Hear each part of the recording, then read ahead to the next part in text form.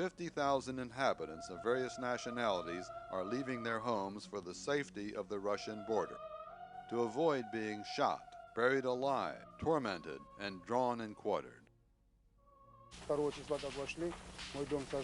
They entered my house and burned it. We were hiding in an Armenian house. But the next day the hostess said that she was told there will be no Armenians if we find Georgians in someone's house. We were forced to leave that house. Then we found shelter in the sewer. Me and my wife were there 8 days. The Abkhazians killed even children. I apologize for my vulgarity, but they cut up the pregnant women and threw out the babies. They were saying that Georgian snakes should not be born. I'm about 60, and now I'm forced to take weapons and protect my family, my motherland. Drunk with success, Abkhazian soldiers and North Caucasian mercenaries now pursue another aim: to occupy Sukhumi.